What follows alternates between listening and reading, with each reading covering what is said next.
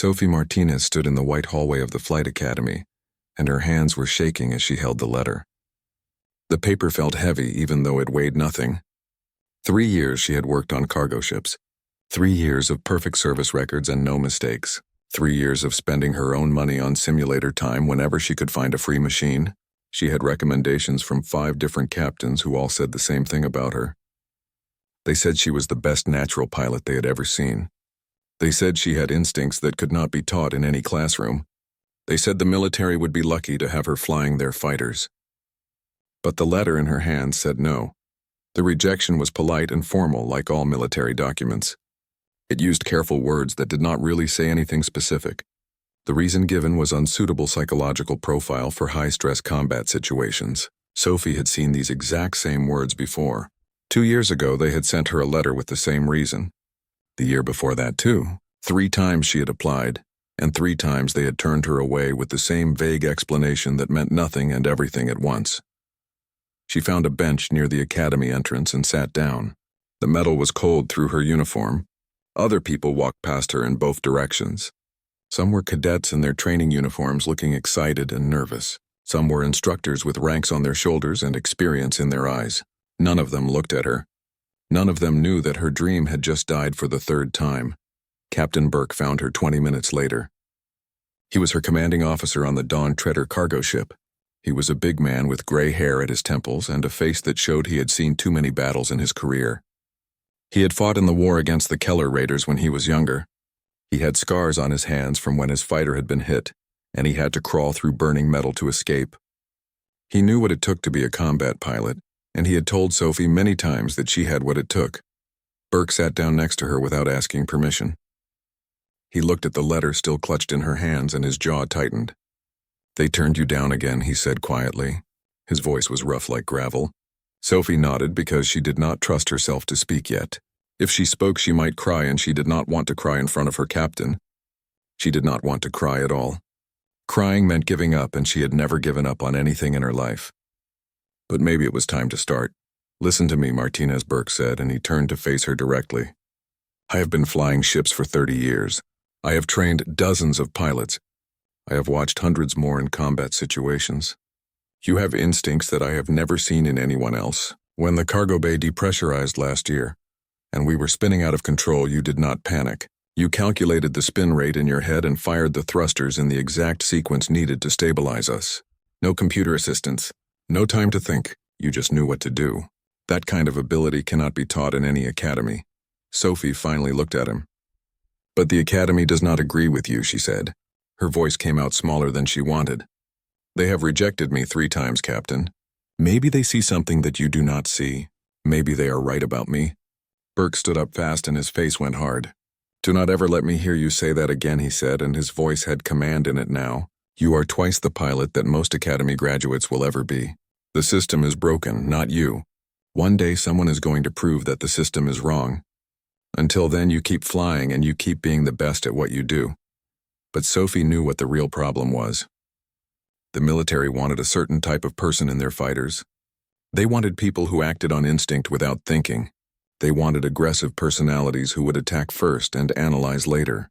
They wanted reflexes faster than thought. Sophie was not that type. When something went wrong, she assessed the situation first. She looked at all the options before choosing one. She stayed calm when everyone else panicked. The psychological tests measured her careful thinking and called it hesitation. They measured her calmness and called it lack of passion. She did not fit the profile they were looking for, and no amount of skill would change that. "Permission to speak freely, sir?" she asked. Burke nodded. "Always Martinez," he said, and some of the hardness left his voice. "Maybe they are right," she said, and the words hurt coming out. "Maybe I am not cut out for combat flying. Maybe I should accept that and stop trying. Maybe I should be happy with cargo runs and supply routes. Plenty of people have good careers doing what I do now." Burke stared at her for a long moment. Then he shook his head. "You do not believe that," he said. "I can see it in your eyes. You are angry right now, and you are hurt, and you are thinking about giving up. But you will not give up. That is not who you are." He started to walk away, then stopped and turned back.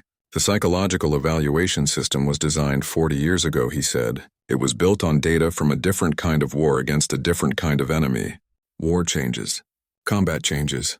But the tests stay the same because nobody wants to admit they might be wrong. You keep doing what you do, Martinez. Keep being excellent at your job. Keep studying tactics on your own time. Keep running those simulator hours. Because one day the military is going to need pilots who think like you do. And when that day comes, they will wish they had recruited you years ago. He left her sitting there on the bench. Sophie looked at the rejection letter one more time, then folded it carefully and put it in her jacket pocket. She had 2 others just like it at home in a drawer. 3 pieces of paper that all said the same thing. You are not good enough. You do not fit. You are not what we want. She stood up slowly and straightened her uniform. The Dawn Treader was scheduled to leave port in 6 hours. They had a cargo run to the frontier colonies. Medical supplies and construction equipment. Nothing exciting. Nothing dangerous. Just another routine mission for a cargo pilot who would never be anything more than that. She walked back to the docking bay where her ship was waiting. The Dawn Treader was old and blocky and ugly. It looked like a flying warehouse because that is what it was. No sleek lines or weapon systems. No advanced engines or combat shields. Just cargo holds and basic systems and a crew of 15 people who moved supplies from one place to another. Sophie had been on the ship for 3 years. She knew every system by heart. She knew which thruster was slightly underpowered. She knew which sensor array had a blind spot. She knew exactly how much the ship would drift when making course corrections. She knew the Dawn Treader better than she knew her own apartment. The ship felt like home in a way that nothing else did. But it also felt like a prison.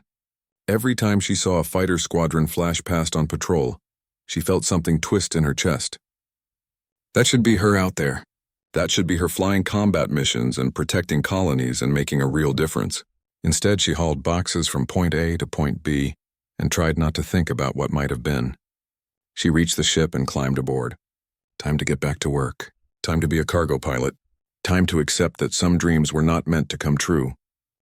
3 months passed and Sophie settled back into the rhythm of cargo runs. The Dawn Treader moved between the inner colonies and the frontier worlds carrying supplies that kept civilization running. It was Tuesday morning by local station time when the distress call came through. Sophie was at her station running system checks when the emergency frequency crackled to life. This is the civilian transport Morning Star requesting immediate assistance.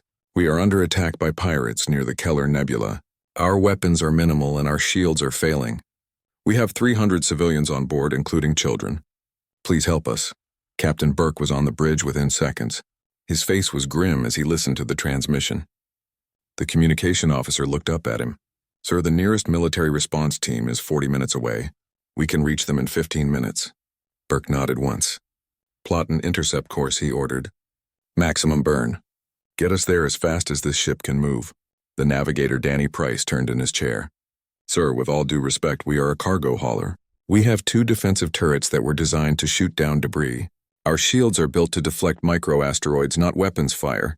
Those pirates are flying military-grade raiders with real guns and real armor.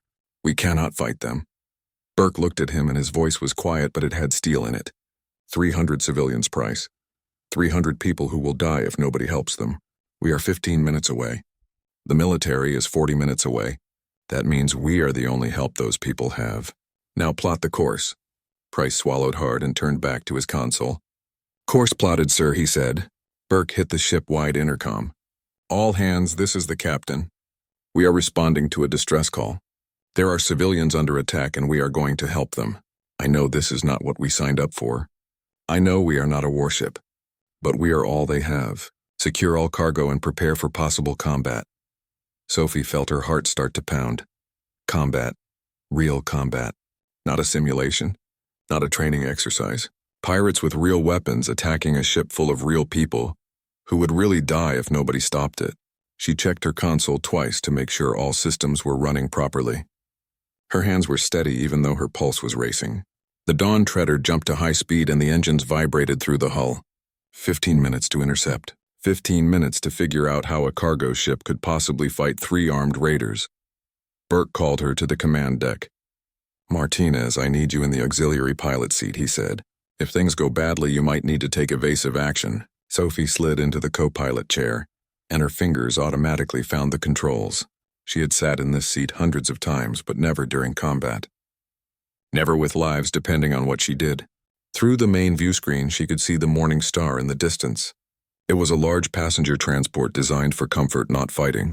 3 smaller ships were circling it like sharks around wounded prey. The pirates were firing in controlled bursts, trying to break down the transport's shields without destroying it completely. They wanted the ship intact so they could board it and take whatever they wanted. Burke opened a channel to the pirate ships. "Attention pirate vessels, this is Captain Burke of the cargo ship Dawn Treader. Break off your attack immediately or face consequences." There was a moment of silence, then laughter came through the speakers. "A cargo hauler," the pirate leader said, and his voice was full of mockery. "You have got to be joking, old man. That thing probably has 2 pop guns and shields made of tissue paper. Turn around and go home before we add your ship to our collection. You are out of your depth here." Burke's expression did not change. His voice stayed calm and level. "Last warning," he said. "Leave now or we will stop you." The pirate leader laughed again. "This should be entertaining," he said. "Boys, let's show this cargo captain what real ships can do." The 3 pirate raiders broke off from the Morning Star and turned toward the Dawn Treader. They accelerated, fast-moving in a coordinated attack pattern. These were not random criminals. They were trained pilots flying military equipment. Burke looked at his weapons officer. "All turrets fire at will," he ordered. "Do as much damage as you can." The Dawn Treader's 2 defensive turrets opened fire. Plasma bolts streaked across the space between ships. The weapons were designed to shoot down small debris and incoming missiles. They were never meant to fight other ships. One bolt hit the lead pirate raider square on its forward shield, and everyone on the bridge held their breath. The pirate ship did not even slow down. The bolt had barely scratched their shields. The weapons officer looked at Burke. "Sir, our guns are not going to hurt them," he said, and there was fear in his voice now. The pirates opened fire, and suddenly the Dawn Treader was being hit from 3 directions at once. The ship lurched hard to the left as a plasma bolt slammed into their starboard side. Alarms started screaming. The lights flickered. Sparks erupted from a control panel near the back of the bridge. "Shield strength at 60%, someone called out. "Hull breach on deck 3. Damage control teams responding." Another hit rocked the ship, and this one was worse. The primary control console exploded in a shower of sparks, and Captain Burke was thrown from his chair. He hit the floor hard and did not get up. "Medic to the bridge," Price shouted into the intercom. "Captain is down. Multiple injuries." The ship was hit again, and the lights went completely dark for 2 seconds before emergency power kicked in. The red emergency lighting made everything look like a nightmare. Price was trying to coordinate damage control while also monitoring the tactical situation. The pirates were circling them now, taking their time. They knew the Dawn Treader was helpless. They were probably deciding whether to destroy it or board it. Sophie looked at the tactical display. 3 raiders, all of them faster than the cargo ship. All of them better armed. All of them with shields strong enough to ignore the Dawn Treader's weapons. It was an impossible situation. "Someone needs to take the helm," Price shouted. "We are drifting." Sophie's hands moved before her brain caught up with what she was doing. She transferred helm control to her auxiliary console. The neural interface activated, and suddenly she could feel the ship around her. All the data from every sensor, all the status readings from every system, the position and velocity of all 3 pirate ships, the location of the damaged Morning Star. Everything flooded into her awareness at once, and her mind organized it automatically without conscious thought. The pirates were good, but they were predictable. They flew in standard attack formations. They relied on their superior speed and firepower. They expected their enemy to either run or fight according to standard tactics. The Dawn Treader could not run because it was too slow. It could not fight because its weapons were useless. Standard tactics said they should surrender or be destroyed. But Sophie had spent 3 years studying tactics that were not standard. She had spent hundreds of hours in simulators learning how to fly ships that should not be able to do what she made them do. She had been rejected from flight school 3 times because she thought differently than normal pilots. Maybe thinking differently was exactly what this situation needed. The tactical display showed her everything. 3 raiders closing in for another attack run. The Morning Star venting atmosphere 30 seconds from complete shield failure. 40 minutes until military reinforcements arrived. They had to survive that long. Not just survive, but keep the pirates busy, so they could not finish destroying the civilian transport. Sophie's fingers moved across the controls. Her mind was already 3 moves ahead, calculating vectors and trajectories and possibilities. The Dawn Treader was never designed for combat flying. It was a flying warehouse, big and slow and clumsy, but Sophie had spent 3 years learning every quirk of this ship. She knew exactly what it could do. She knew what it should not be able to do, and she was about to do all of it at once. Sophie killed the main engines, and the sudden silence felt like holding her breath. Then she fired the maneuvering thrusters in a sequence that she had practiced 1,000 times in simulators, but never tried in real life. The Dawn Treader spun on its central axis. The massive cargo ship rotated like a fighter doing a combat roll. It should have been impossible. The ship was too big and too heavy, and the thrusters were not designed for this kind of maneuver. But Sophie knew exactly how much force each thruster could generate. She knew exactly how the mass was distributed through the hull. She knew where the cargo was positioned and how it affected the center of gravity. She fired the thrusters in perfect sequence, and the impossible happened. The cargo ship spun, and its armored cargo section faced the incoming fire. The plasma bolts that had been aimed at the vulnerable bridge section hit reinforced plating instead. The impacts still rocked the ship, but they did not penetrate. The turrets kept firing, tracking the pirates automatically. Sophie was not trying to hit them anymore. She was trying to make them react. She was trying to change how they thought about this fight. On the bridge, Danny Price stared at his console. "What the hell was that?" he said. His voice was shaking. "Cargo ships do not move like that. That is impossible." The pirate leader's voice came through the speakers again, but the mockery was gone. "Who are you?" he demanded. "What kind of pilot are you?" Sophie did not answer. She was too busy analyzing the attack patterns. The pirates had broken formation when the Dawn Treader did something unexpected. Now they were regrouping, trying to coordinate their next attack. 3 ships. 3 different pilots. Each one had different reaction times and different flying styles. The lead pilot was aggressive and impatient. The second one was cautious and hung back. The third one was trying to flank around to get a side shot. Sophie saw all of this in the tactical data, and her mind built a prediction model without conscious effort. She restarted the main engines but kept them at 70% power. The pirates expected maximum thrust or no thrust. They expected predictable responses. She gave them neither. The Dawn Treader accelerated at an odd angle, moving toward the debris field left over from an old satellite that had exploded decades ago. The chunks of metal and frozen components floated in a loose cloud. Most pilots avoided debris fields because they were navigation hazards. Sophie flew straight toward it. Behind her, the pirates followed, and they were gaining because their ships were faster. But speed was only useful if you could use it. The Dawn Treader hit the debris field, and Sophie's hands danced across the controls. She wove the big cargo ship through gaps that looked too small. She used the ship's mass to plow through smaller debris while dodging the larger pieces. The pirates had to break formation to follow. They had to slow down and maneuver carefully. Their speed advantage disappeared. One of them clipped a chunk of debris, and his shields flared bright. The impact spun him off course, and he had to waste time stabilizing. 2 pirates left in pursuit. Sophie checked the time. 37 minutes until help arrived. She had kept them busy for 3 minutes. 34 minutes to go. The aggressive lead pilot fired his weapons in frustration. Plasma bolts tore through the debris field, and some of them hit the Dawn Treader's aft shields. The shield strength dropped to 40%. Sophie adjusted course and put a large piece of satellite between her ship and the pirate. She used the debris as cover the same way a soldier would use a wall. The pirate had to change position to get a clear shot, and that took time. Time was all Sophie needed. Every second she kept them busy was 1 more second the Morning Star stayed alive. 1 more second closer to military reinforcements. On the bridge, the crew was starting to understand what was happening.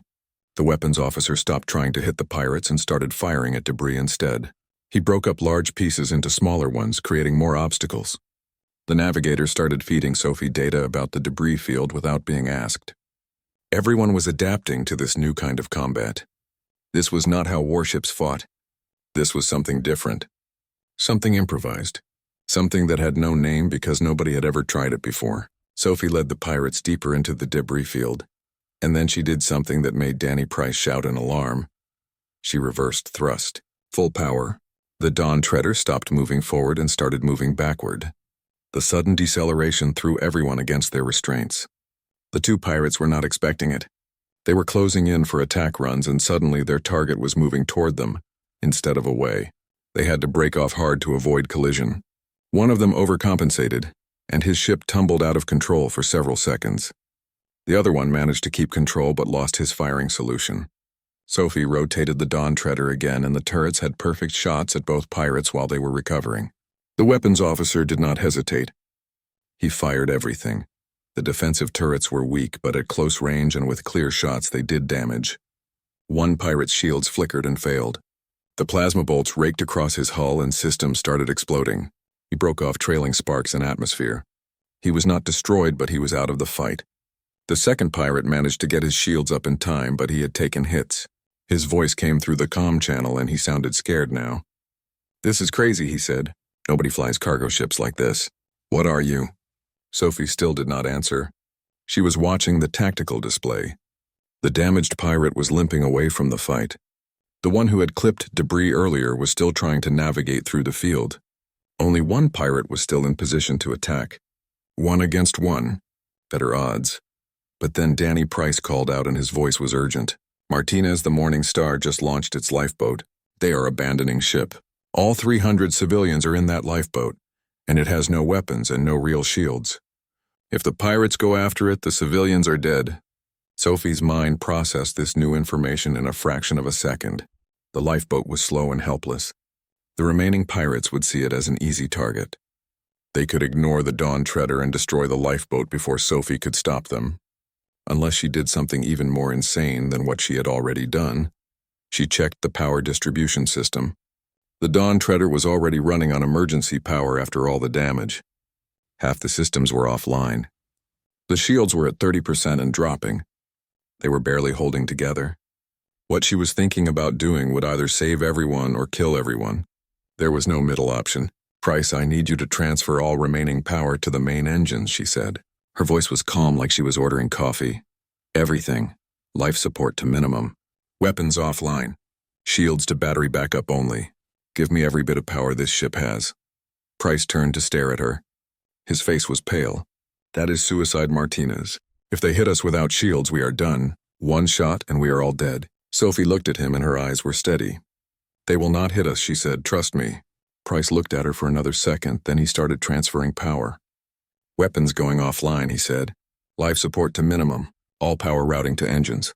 The ship vibrated as the engines received the full output of the reactor.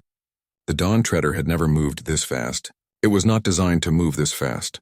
But right now, fast was the only thing that mattered. Sophie pointed the cargo ship at the lifeboat and opened the throttle all the way. The acceleration pressed everyone back into their seats. The hull groaned under the stress. Somewhere deep in the ship, metal was bending in ways it was not supposed to bend. But the Dawn Treader accelerated like a missile. The distance to the lifeboat closed rapidly. The pirate raiders saw what she was doing and they changed course to intercept. They knew if they could destroy the Dawn Treader, the lifeboat would be defenseless. They opened fire with everything they had. Plasma bolts filled the space between ships, and Sophie flew through them like she could see the future. Sophie moved the Dawn Treader like it was an extension of her own body. Every incoming shot was tracked by sensors and analyzed by computers and processed by her brain faster than conscious thought. She saw the plasma bolts coming and knew where they would be before they arrived. She adjusted course by tiny amounts. A few degrees left, a few degrees right. A slight roll to present the armored sections. The cargo ship danced through weapon fire that should have destroyed it 10 times over. Every shot missed by meters or sometimes by centimeters. The crew on the bridge watched in silence. Nobody spoke because speaking would break whatever impossible concentration was keeping them alive. The pirate leader's voice came through the comm again, and now there was fear in it, mixed with anger. "Who are you?" he shouted. "What are you? How is this possible?" Sophie reached the lifeboat and positioned the Dawn Treader between it and the pirates. Now she was the shield. The cargo ship's bulk protected the helpless civilians. Every shot the pirates took had to go through her first, and she would not let them through. She matched velocity with the lifeboat and stayed between it and danger. The pirates circled like predators trying to find an opening. Sophie rotated the ship to keep them blocked. Every move they made she countered before they completed it. 29 minutes until reinforcements arrived. The pirates were getting desperate. They knew military ships were coming. They knew their window of opportunity was closing. The lead pirate tried to flank wide and come in from an angle. Sophie saw it coming and adjusted position. The second pirate tried to draw her attention while the third moved in from behind. Sophie split her attention between multiple threats without missing anything. She was tracking 3 ships and protecting a 4th, while flying a vessel that should not be capable of any of this. Her hands moved across controls that she knew by heart. Her eyes scanned displays that fed her information faster than most people could process. Everything came together in her mind like pieces of a puzzle that only she could see. On the bridge, Captain Burke regained consciousness. The medic had stabilized him, but he was badly hurt. He looked at the main view screen and saw what was happening, and his eyes went wide. "Martinez," he said, and his voice was weak. "What are you doing?" Danny Price answered because Sophie was too focused to talk. "She is protecting the lifeboat, sir. She has been flying combat maneuvers for the last 6 minutes alone, against 3 pirates, in a cargo ship." Burke tried to sit up, but the medic pushed him back down. 6 minutes, he said. "That is impossible." Price looked at him, and there was something like awe in his expression. "We know, sir, but she is doing it anyway." The pirates broke off their attack and regrouped. They were reassessing. They had started this fight thinking it would be easy. A cargo ship and a civilian transport. No threat, easy targets. Now one of their ships was damaged and fleeing. Another was barely functional. And the cargo ship they had dismissed was flying like nothing they had ever seen. The lead pirate opened a channel to the Dawn Treader. "I do not know who you are, but you have made your point. We are leaving. Just let us go," and everyone walks away. Sophie considered this for exactly 1 second. Then she checked the tactical display again. The damaged pirate was already gone. These 2 could leave and the fight would be over. Everyone would survive. It was the smart choice, the safe choice. But if they left, they would attack someone else tomorrow. Another transport, another group of civilians. And next time there might not be anyone to respond in time. Sophie made her decision. "Negative," she said, and it was the first time she had spoken to the pirates. "You attacked civilians. You do not get to just leave. You are going to stay right here until the military arrives. Then you are going to answer for what you tried to do." The pirate leader laughed, but it was not a confident sound. "You cannot stop us from leaving. You are barely holding that wreck together. If we want to go, we will go." "Try it," Sophie said. Her voice was calm and cold. "See what happens." The 2 pirates turned to leave. They angled away from the lifeboat and prepared to jump to hyperspace. Sophie waited until they committed to their course. Then she did something that made Danny Price swear out loud. She left the lifeboat. The Dawn Treader accelerated after the pirates. The crew realized what she was doing, and Price shouted, "Wait. Martinez, you are leaving the civilians unprotected." Sophie did not look away from her controls. "Check their course," she said. "The pirates are running away from the lifeboat, not toward it. They are done fighting, but I am not letting them escape." Price checked the tactical display and saw she was right. The pirates were fleeing in the opposite direction. They had no interest in the civilians anymore. They just wanted to get away from the crazy cargo pilot. The Dawn Treader chased them, and Sophie pushed the ship harder. The engines were already running past their safety limits. Alarms were screaming about temperature levels and stress fractures. The chief engineer's voice came through the intercom. "Bridge, this is engineering. You need to reduce engine power immediately, or we are going to have a containment failure." Sophie checked the numbers. They had maybe 2 minutes before the engines would destroy themselves. The pirates would reach jump distance in 90 seconds.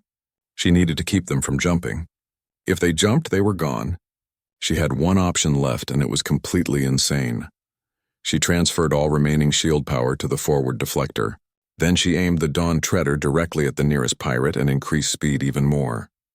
The cargo ship accelerated straight at the raider like a missile. On the pirate ship, someone must have been watching sensors because suddenly their voice was screaming over the comm. "She is ramming us. The crazy cargo pilot is going to ram us." The pirate broke off his jump preparation and tried to evade. But the Dawn Treader was moving too fast now, and it had too much mass. There was no evading several thousand tons of cargo ship moving at full burn. The pirate had one choice: fight or run. He chose to fight. The pirate raider turned and opened fire with everything he had. All his weapons at once. Full power to weapons. The plasma bolts hammered into the Dawn Treader's forward deflector. The shields held for 3 seconds. Then they collapsed completely. The next shots hit the hull directly and ripped through metal like paper. Compartment after compartment depressurized. Alarms screamed so loud that Price had to mute them. Hull breaches on decks 1 through 4. Multiple casualties. Fires in 3 sections. Main power failing. Engineering is offline. We are dead in space. The voice reporting the damage was shaking. They were finished. The Dawn Treader had nothing left, but Sophie had timed everything perfectly. The cargo ship's momentum carried it forward even though the engines were dead. The Dawn Treader crashed into the pirate raider with the force of a meteor. The impact crushed the raider's engines and sheared off one entire wing. Both ships tumbled through space locked together. Inside the Dawn Treader, everyone was thrown against their restraints. More systems failed. More alarms sounded.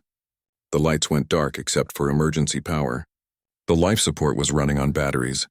They had maybe 20 minutes of air left. Maybe less. But the pirate raider was not going anywhere. It was as dead as the Dawn Treader. No engines, no weapons, no shields. Just a broken hull spinning through space. The second pirate saw what happened and made his choice. He ran. His ship jumped to hyperspace and disappeared. One pirate escaped. One was destroyed. One was damaged and fled earlier. And the Dawn Treader was a wreck that was barely holding together. But the lifeboat with 300 civilians was safe. The Morning Star was destroyed, but its people were alive. Sophie looked at the chronometer. 18 minutes until military reinforcements arrived. 18 minutes to keep 300 people safe with a ship that had no power and no weapons and was losing air.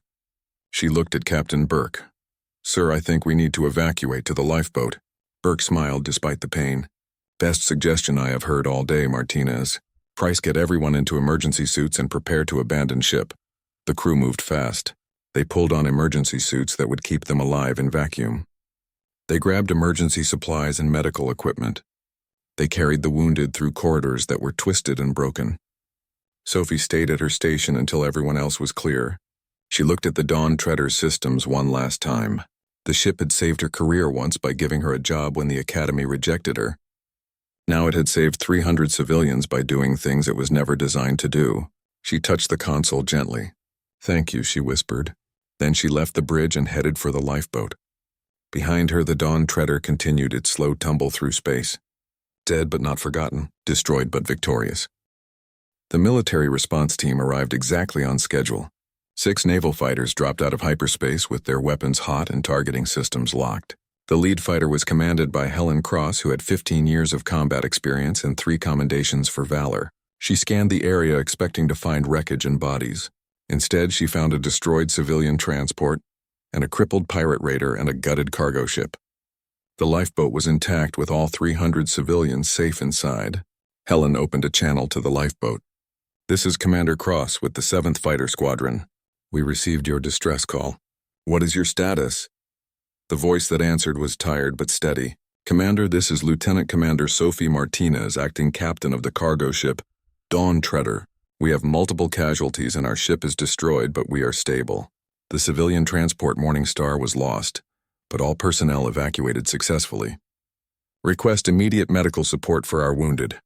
Helen looked at her sensor display, trying to make sense of what she was seeing. "Martinez, did you engage the pirates?" There was a brief pause. "Yes, Commander. We engaged 3 pirate raiders and held them off until you arrived. We had no choice. They were attacking civilians."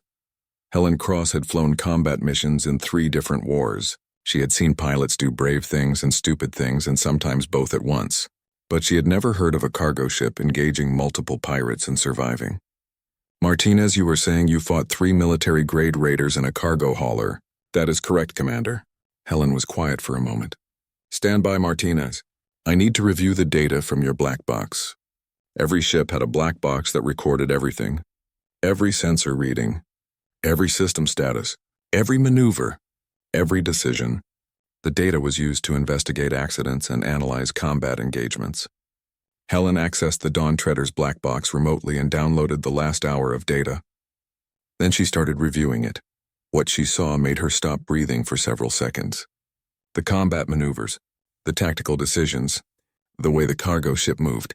It was impossible. No cargo ship could do those things. The Dawn Treader had pulled combat roles and evasive patterns that were difficult in a fighter. In a cargo hauler, they should have been physically impossible. The stress on the hull alone should have torn the ship apart. But the maneuvers had been executed perfectly. Every thruster fired at exactly the right moment. Every course correction calculated precisely. Helen had trained hundreds of pilots and she had never seen anyone fly like this. She ran the data through her fighter's computer and compared it to standard pilot performance metrics. The results came back and she had to check them twice because they could not be real. She opened a priority channel to Naval Command. "This is Commander Cross. I need an immediate analysis team sent to my location. We have a situation that requires command-level review." Within 2 hours, a command ship arrived with Admiral Patricia Wells on board. Admiral Wells was the head of the fighter pilot training program. She was a legend in the service. She had designed half the combat tactics that were taught at the academy. She had personally trained 3 generations of fighter pilots. If anyone could explain what had happened here, it was her. Helen transferred the black box data to the command ship, and Admiral Wells reviewed it with her staff. Then she called Sophie to a debriefing on the command ship.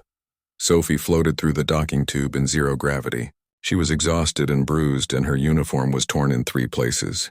She had not slept in 20 hours. Captain Burke was in the medical bay with broken ribs and a concussion.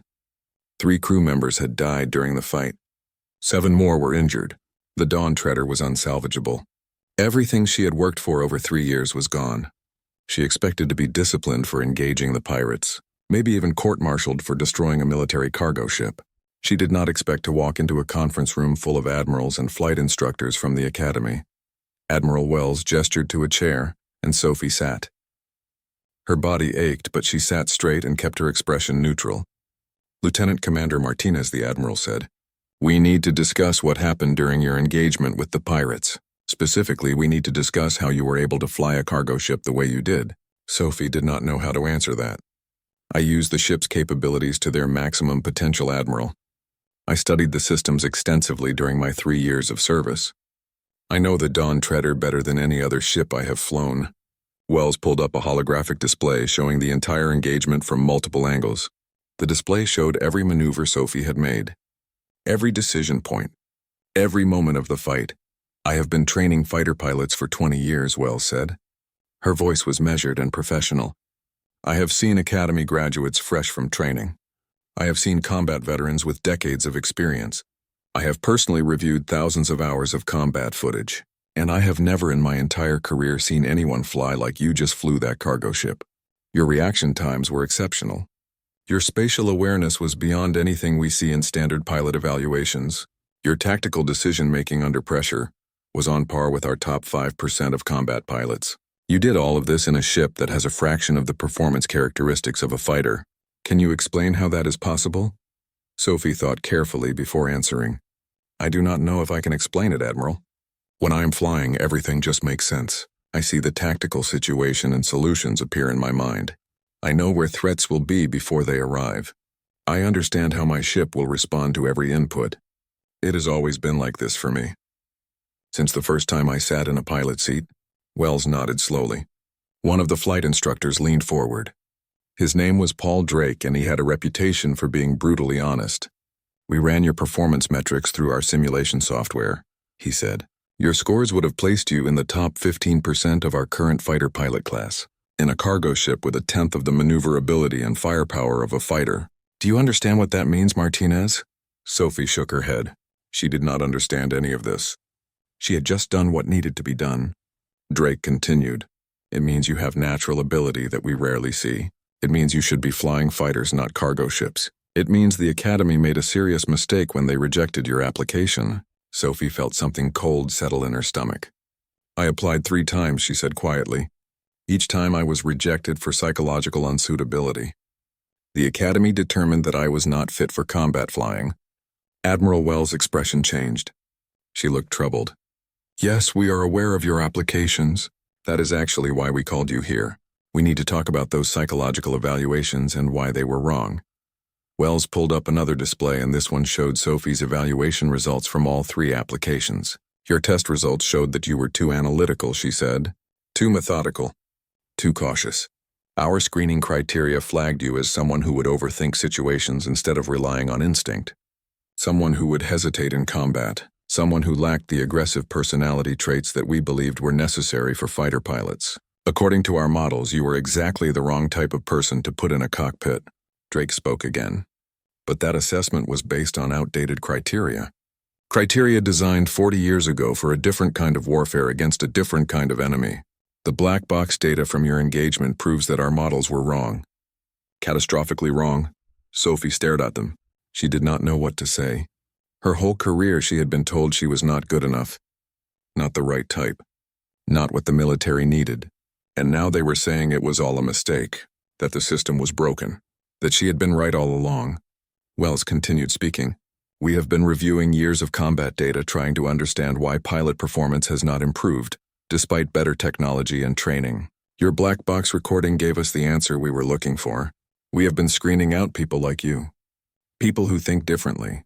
People who analyze instead of just react. People who see patterns and solve problems instead of relying purely on instinct. We thought those traits were weaknesses. The data proves they are strengths. Another instructor spoke up. Karen Hughes was one of the Academy's most decorated pilots. She had flown in the last 3 major conflicts and survived when most of her squadrons had not. We estimate that we have rejected approximately 2,000 qualified applicants over the past decade. She said, 2,000 people who might have been exceptional pilots. People like you who did not fit our narrow definition of what a fighter pilot should be. We have been selecting for one type of excellence and missing 3 others. The cost of that mistake has likely been measured in lives lost and battles that could have been won differently. Admiral Wells stood and extended her hand. Lieutenant Commander Martinez, the Galactic Naval Academy, owes you an apology. Multiple apologies. We failed to recognize your potential 3 times. We are here to correct that mistake. Sophie shook Admiral Wells' hand, but she felt like she was in a dream. This could not be real. It had to be some kind of mistake or misunderstanding. But the Admiral's grip was firm and her expression was serious. We are offering you immediate admission to the fighter pilot program, Wells said. Advanced placement, actually. Based on your demonstrated performance, we believe you can skip the first year of training entirely. You would enter directly into advanced tactical training with second-year cadets. Sophie tried to process this information. After 3 rejections and years of being told she was not qualified, they were now offering her advanced placement. It felt impossible, I accept, she said. Her voice came out steadier than she felt. Thank you, Admiral. Wells smiled slightly. Do not thank me yet, Lieutenant Commander. We have a bigger request. We want you to help us redesign the entire psychological screening process. Your black box data combined with combat recordings from other successful engagements suggest that we need to identify and recruit multiple types of exceptional pilots, not just the one type we have been looking for. We need your perspective to help us understand what we have been missing. We need to make sure we never overlook someone like you again. Sophie nodded slowly. I will help however I can, Admiral. Over the next 6 months, Sophie worked with the Academy's psychologists and combat analysts. They studied everything about her. How she processed information. How she made decisions under stress. What patterns she saw that other pilots missed. They put her through every test and simulation they had. They recorded her brain activity while she flew. They analyzed her eye movements and reaction times. They interviewed her for hours about how she thought about flying. It was exhausting, but Sophie understood why it was necessary. If they could figure out what made her different, they could find others like her. Others who had been rejected or overlooked. Others who could save lives if given the chance. The research team discovered something revolutionary. There was not one type of great pilot. There were at least 4 distinct profiles and each had unique strengths. The aggressive instinct pilots that the Academy had been selecting for were excellent at close-range combat and quick response scenarios. They thrived in chaos and could make split-second decisions without hesitation, but analytical pilots like Sophie excelled at tactical planning and adaptive strategy. They could see patterns in complex situations and solve problems that pure instinct could not handle.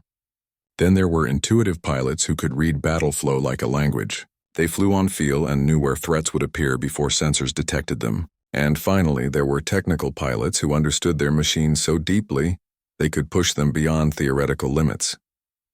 The best squadrons, the research showed, needed all 4 types working together.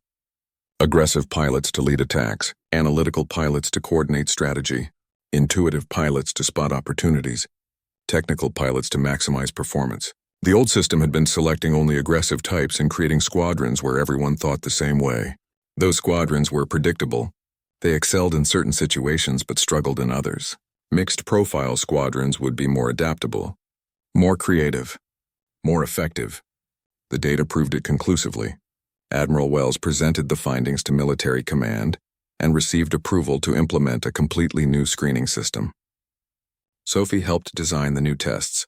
She made sure they measured different kinds of excellence instead of just one. She made sure analytical thinking was valued as much as quick reflexes. She made sure the military would never again reject someone for thinking differently. While working on the research, Sophie also completed her fighter training. She graduated top of her class with scores that broke several academy records. Her final evaluation noted exceptional analytical skills and superior spatial reasoning, and innovative tactical thinking. Things that had once been called weaknesses were now recognized as strengths. She was assigned to an experimental squadron called Blue Squadron. It was designed to test the new mixed profile approach. The squadron had 12 pilots, 3 aggressive fighters, 4 analytical tacticians like Sophie, 3 intuitive flyers, 2 technical specialists. They trained together for 6 months, learning to work as a unit, learning to trust each other's different perspectives, learning that diversity of thought was a weapon as powerful as any gun or missile. Captain Burke attended Sophie's graduation ceremony. He had recovered from his injuries, though he still walked with a slight limp. He found her after the ceremony standing alone looking at her new fighter. It was sleek and deadly and beautiful, everything the Dawn Treader had not been. Burke stood next to her quietly for a moment. "I told you the system was wrong," he said finally. His voice was proud. "I just never imagined you would be the one to fix it." Sophie turned to face him. "I could not have done it without you, Captain. You believed in me when nobody else did. You gave me a chance when I had none." Burke pulled her into a brief hug. "You earned everything you have, Martinez. Every bit of it. You proved that excellence comes in many forms. The military is better because of what you did. Lives will be saved because of what you did. That cargo run 3 months ago when we answered that distress call. That was the most important mission either of us will ever fly." Sophie reported to Blue Squadron the next day. The squadron leader was Commander Helen Cross, the same pilot who had responded to their distress call and reviewed the black box data. Helen had requested Sophie specifically for her squadron. She believed in the new mixed profile approach and wanted the best analytical pilot available. The squadron's first mission together was a patrol along the frontier. Standard procedure, low risk, a chance for the new team to work together in a real environment. They flew in formation and practiced maneuvers and learned each other's communication styles. Sophie flew her fighter with the same precision she had flown the Dawn Treader, every movement deliberate, every decision calculated. Her wingman was an aggressive pilot named Chris Harper, who flew on pure instinct. At first they clashed. Chris wanted to push harder and take more risks. Sophie wanted to assess and plan. But over time they learned to balance each other. Chris would spot opportunities and Sophie would calculate the best way to exploit them. Together, they were more effective than either could be alone. The squadron ran missions for 3 months without seeing real combat. They escorted cargo ships and patrolled trade routes and investigated distress calls that turned out to be false alarms or equipment malfunctions. It was important work but not exciting. Then came the Battle of Terminus Station. Enemy forces had been gathering for weeks. Intelligence suggested they were planning a major offensive against one of the frontier colonies. Terminus Station was a hub that supported 3 colonies and 15,000 civilians. If it fell, the entire sector would be vulnerable. Military command deployed 6 squadrons to defend the station. Blue Squadron was one of them. They arrived to find enemy forces already attacking. The enemy had 30 combat ships. The defenders had 24.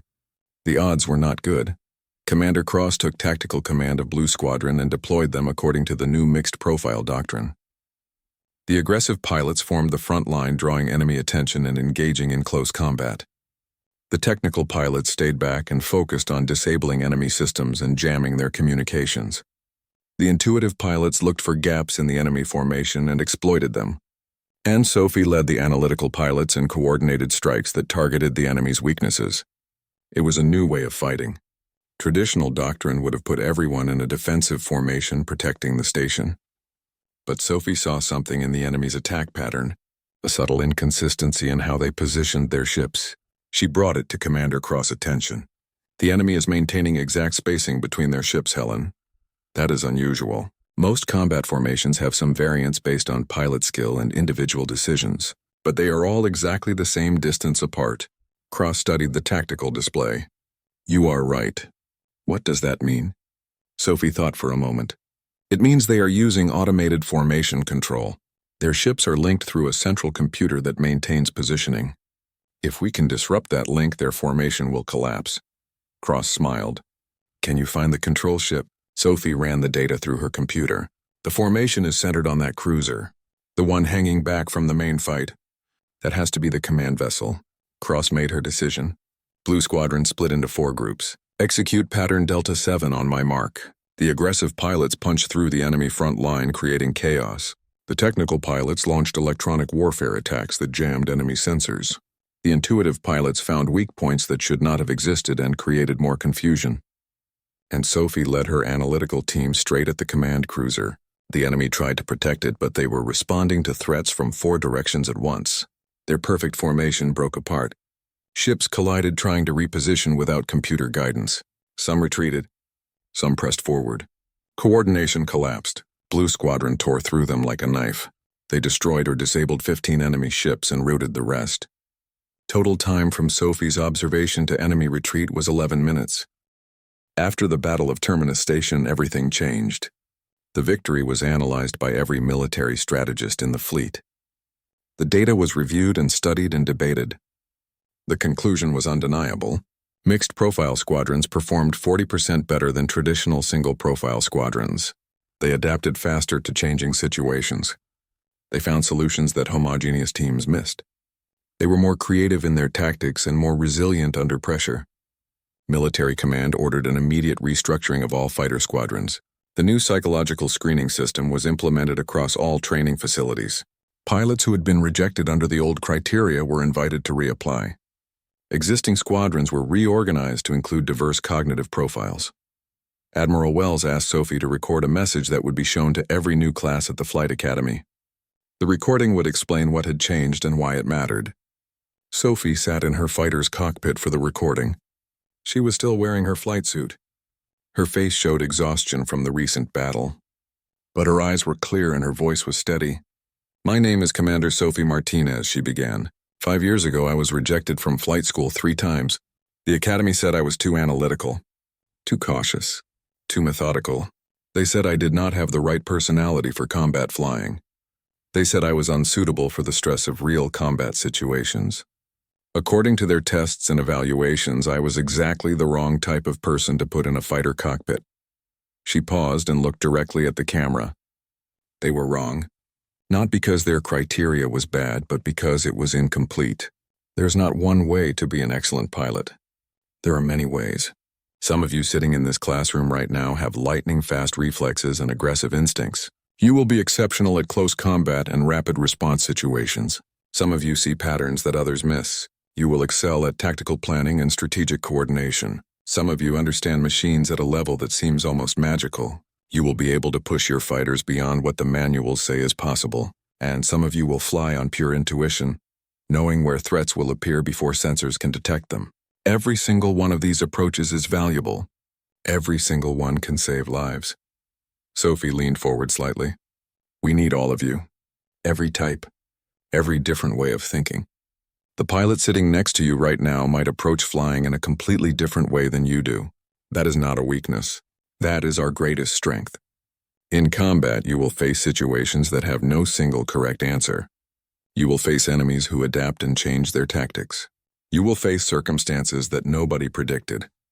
When that happens, you need teammates who think differently than you, who see solutions you might miss, who bring perspectives that complement your own.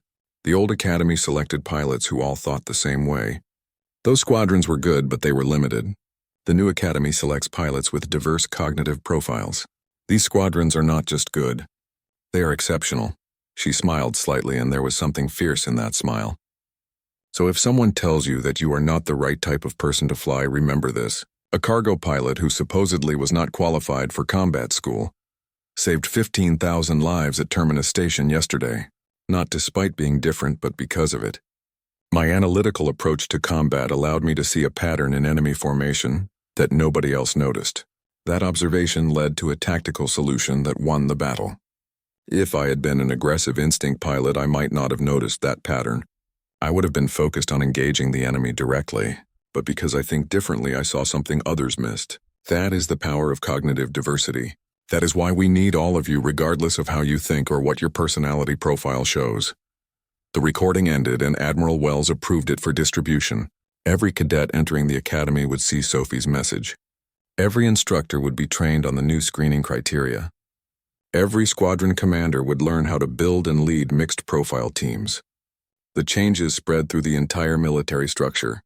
It was not immediate and it was not easy. Some commanders resisted the new approach. Some pilots struggled to work with teammates who thought differently, but the data kept proving that diverse squadrons performed better. Over time, resistance faded and the new doctrine became standard. Casualty rates dropped. Mission success rates climbed. The fleet became more adaptable and more effective. And it all started because a black box recorder had captured 37 minutes of impossible flying by someone who was not supposed to be able to fly at all. Sophie kept the 3 rejection letters in her locker. She looked at them sometimes, not to remind herself of failure, but to remember how far she had come. The letters represented a broken system that had been fixed. They represented thousands of qualified pilots who would now get the chances they deserved. She thought about all the people like her who had been turned away. All the talent that had been wasted because of narrow definitions and outdated criteria. Some of those people had given up on their dreams. Some had found other careers. But some had kept trying and now they were getting accepted. They were entering the academy and proving themselves. They were becoming the pilots they had always been capable of being. 2 years after Terminus Station, Sophie was promoted to squadron leader. She took command of Blue Squadron when Commander Cross was promoted to wing commander. Leading the squadron felt right. She knew every pilot under her command. She understood their strengths and how to use them effectively. She knew when to rely on aggressive instincts and when to employ careful analysis. She knew how to balance different perspectives into cohesive strategy. The squadron continued to excel under her leadership. They flew missions in 3 different sectors. They protected civilian transports and defended frontier stations and engaged enemy forces when necessary. Their record was exceptional. 0 pilots lost, 97% mission success rate, countless lives saved. Captain Burke visited Sophie at the academy when she was teaching a guest class on tactical analysis. He was retired now, but he still followed the careers of his former crew members. He sat in the back of the classroom and watched Sophie teach. She explained complex tactical scenarios with clarity. She answered questions with patience. She encouraged cadets to think differently and trust their own perspectives. After class, Burke waited while students approached Sophie with more questions. When the room finally cleared, he walked up to her. "You are a natural teacher," he said. "These cadets are lucky to have you." Sophie smiled. "I learned from the best, Captain. You taught me that being different was not a weakness. You believed in me when the system said I was not good enough. I am just passing that lesson forward." Burke shook his head. "You did more than that, Martinez.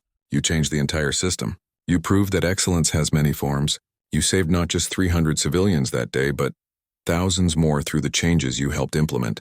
You have done something that most people never do.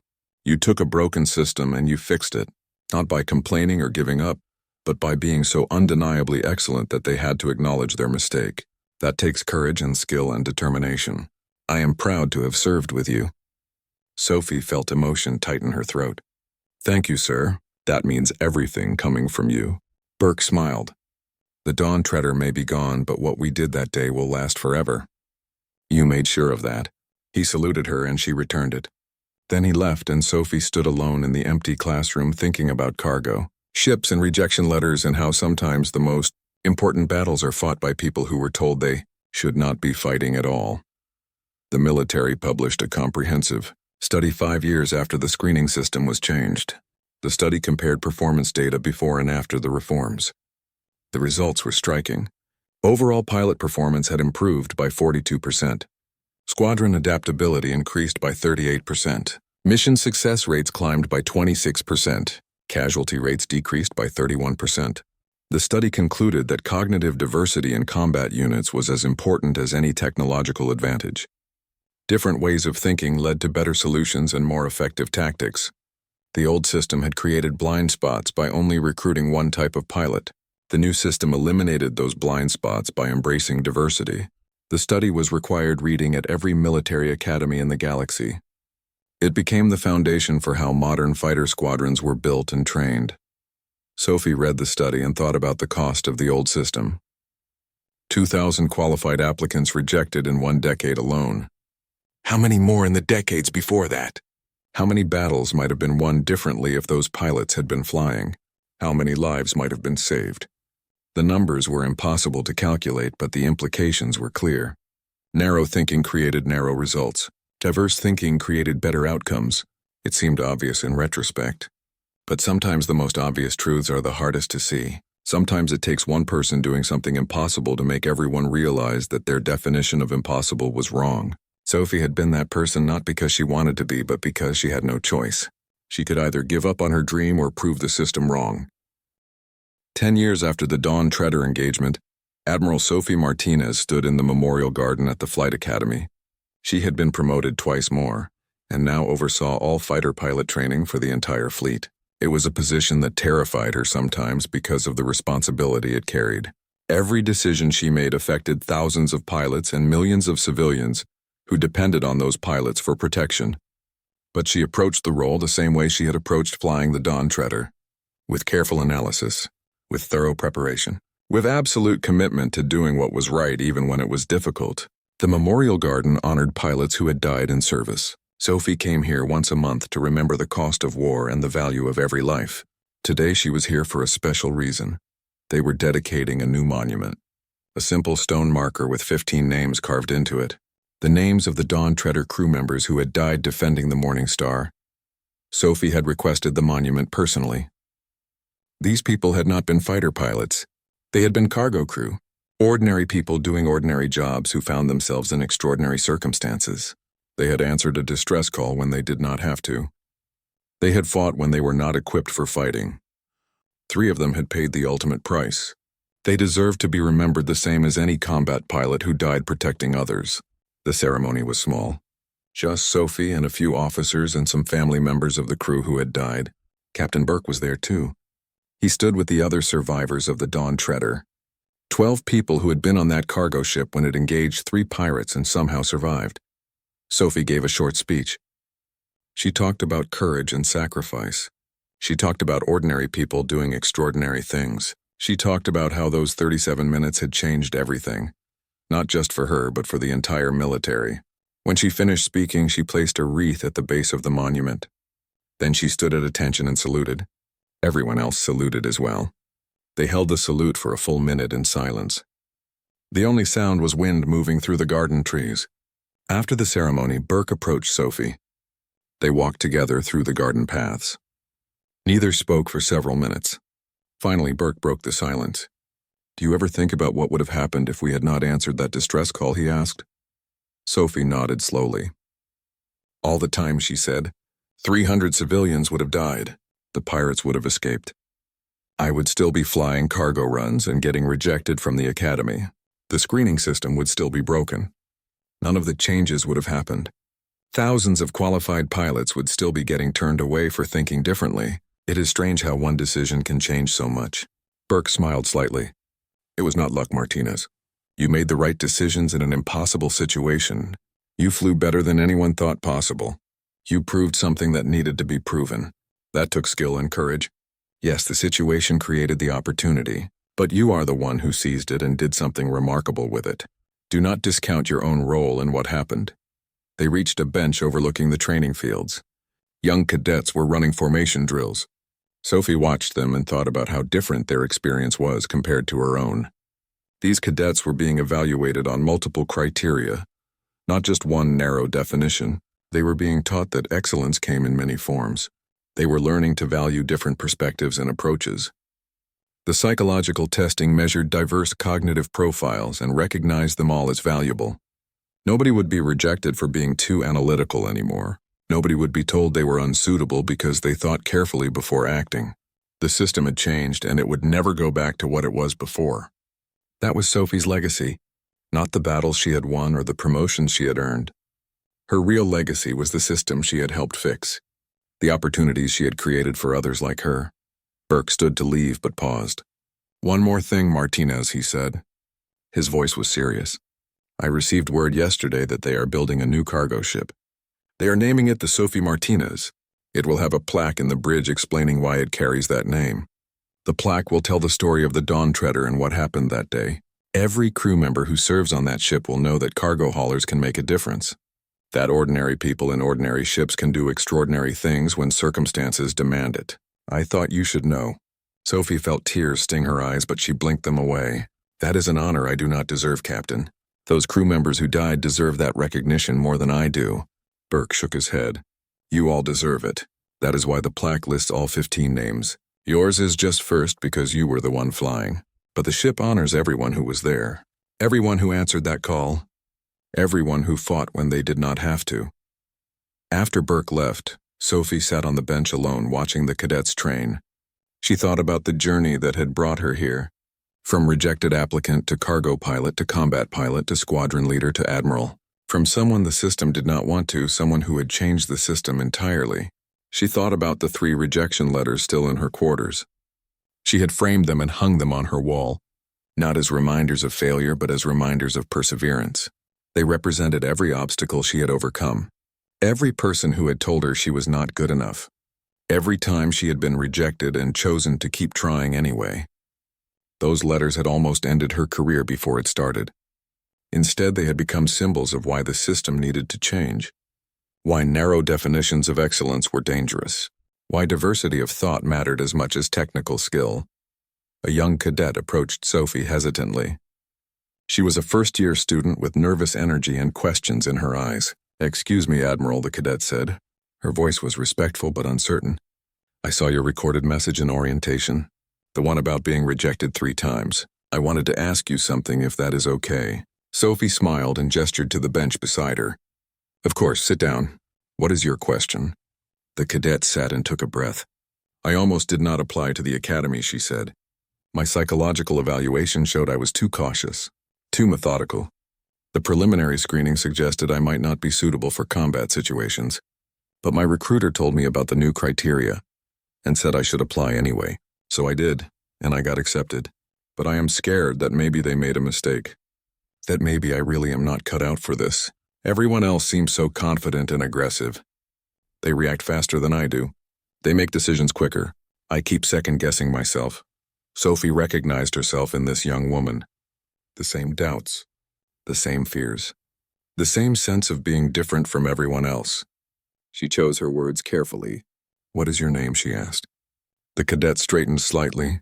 "Cadet Lisa Chen, Admiral." Sophie nodded. "Cadet Chen, let me tell you something that took me years to understand. The fact that you think carefully before acting is not a weakness. It is a different kind of strength. Those other cadets who react faster than you are not better pilots. They are different pilots with different strengths. In some situations, their quick reflexes will save lives. In other situations, your careful analysis will save lives. Neither approach is superior. Both are necessary. The key is learning when to use each approach and how to work with pilots who think differently than you do. That is what makes modern squadrons so effective. Not because everyone is the same, but because everyone is different." Chen looked uncertain. "But what if I hesitate at the wrong moment? What if my need to analyze gets people killed?" Sophie shook her head. "That same fear works both ways. The aggressive pilot worries their quick reactions will lead to mistakes. The intuitive pilot worries their instincts will be wrong. The technical pilot worries they will focus too much on their ship and miss the bigger picture. Every cognitive profile has strengths and potential weaknesses. The training you receive here will teach you to recognize both. You will learn when to trust your analytical nature and when to push yourself to act faster. You will learn to read situations and adapt your approach accordingly. Most importantly, you will learn to trust yourself and your own way of thinking. Because your way is valid. Your way saves lives. Your way is exactly what the fleet needs." Chen nodded slowly and some of the tension left her shoulders. "Thank you, Admiral. That helps more than you know." Sophie smiled. "One more thing, Cadet. 10 years ago I sat where you are sitting now, full of doubt and fear, wondering if I belonged, wondering if the Academy had made a mistake accepting me. Then I answered a distress call and flew a cargo ship against 3 pirates and survived because of the exact qualities that I thought were weaknesses. My analytical nature saved 300 lives that day. It changed my career and changed the entire military screening system. So when you doubt yourself, remember this. The qualities that make you different are the qualities that will make you exceptional. Trust them. Develop them, use them, and never let anyone tell you that there is only one right way to be a pilot. Chen stood and saluted. Thank you, Admiral. I will not forget this. She walked away with more confidence in her step, and Sophie watched her go, feeling hopeful about the future.